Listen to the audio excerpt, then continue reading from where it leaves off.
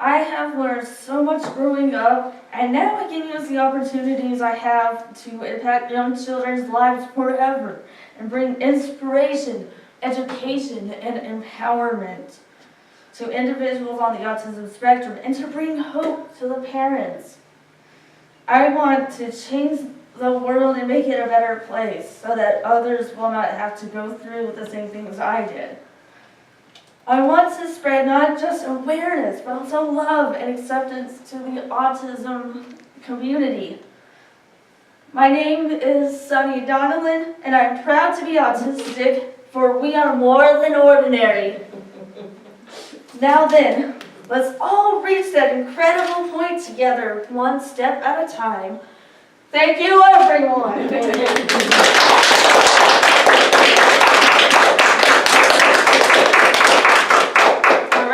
We'll open the floor for questions. Do you all have? Yes, ma'am. Maybe Sunny or your mom can answer this. First of all, you are awesome, and you do give hope to us. I wanted to know two things. One, when you get overstimulated, what makes you feel better the most? Probably just taking a walk or using a fidget.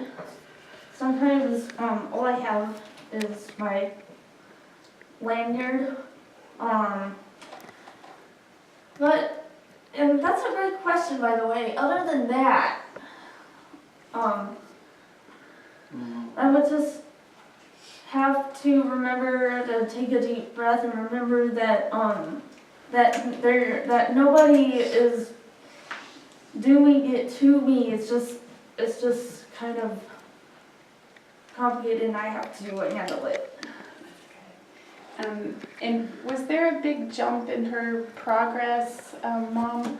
As you said, you read at 13. You didn't read till 13. Is that what? Yeah. So what made the biggest difference in her progress? Well, she began to learn to write at age 6. She had occupational therapy to help her with writing. We tried everything with reading, and just nothing seemed to really stick. She really, really struggled. We even tried vision therapy, and it didn't seem to work. So I was afraid. I said, how is she going to be an adult and not know how to read? How will she compensate for that? Because I know there are ways.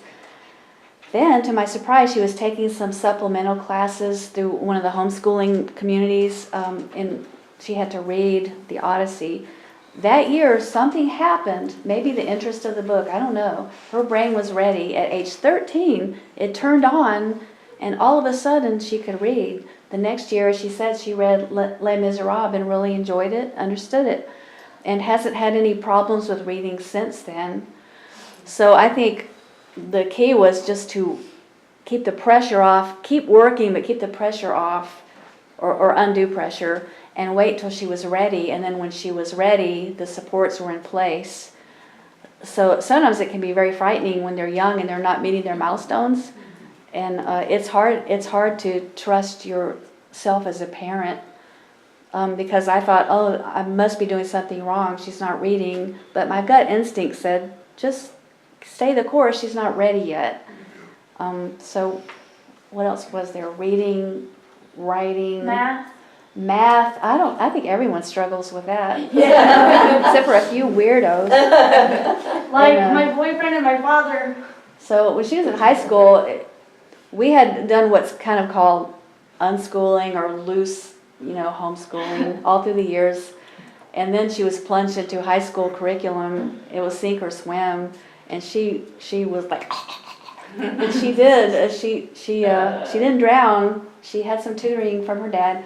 And she made it through algebra. And did you take trig?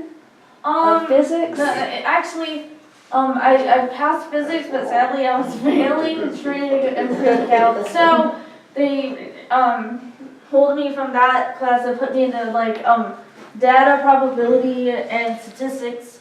But this was a kid. We wondered, will she ever speak? Will she ever be able to speak? Will she ever read? And slowly those things happen. As we said, she was echolalic, and I thought she's never going to have a conversation with us, but that came also. Yeah, that's good to hear.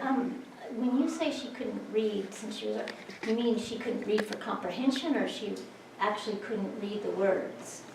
What, Sonny? Well, it was a little bit both. Like, I guess like before I was 13, before I could really just take off reading on my own with no pressure from anyone else, just decided to just it just came out. You know, it comes out when it comes out, basically. But sometimes if I had it read to me, I could understand what it was about, but like reading the words was just difficult, and I had, for a while I had dyslexia, which means like the words would jumble. Yeah, I would kind of read backwards or read scrambled.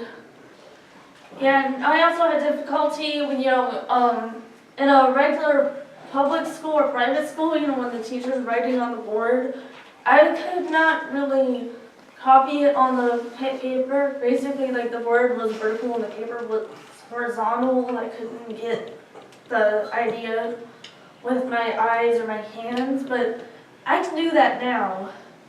And I had occupational and vision therapy, which helped me to focus on a dot on a screen. Like find the dot, now follow it with your eyes. Good. So, okay. Anybody else have questions? Any more? I've heard her talk about the nutrition. Was she were you should I don't know which direction to go, your eating habits, did they grow? Were you a picky eater? And if you were a picky eater, did it expand over the course of time? Yeah, it did expand. I used to be very picky. Like I only wanted, I would only get one dish at a restaurant, like at a place. I would keep getting the same order every time. At that restaurant? Yeah. Okay. Yeah, at that restaurant, yeah. But yeah, my tastes of it have expanded over time. But one thing I do notice that when I'm eating healthy, I tend to be more focused and I can be like calm. Cause I used to eat a lot of cereal, like with sugar kids cereal, and it wasn't helping me. Yeah. Can I say something else that improved over time? Yeah. Is when you were little, you were extremely sensitive to noise. We couldn't even go to Yeah. church for Yeah, a I few used years. to be very, very sensitive to sound. I would cover my ears, and if it was too loud, then I would start screaming.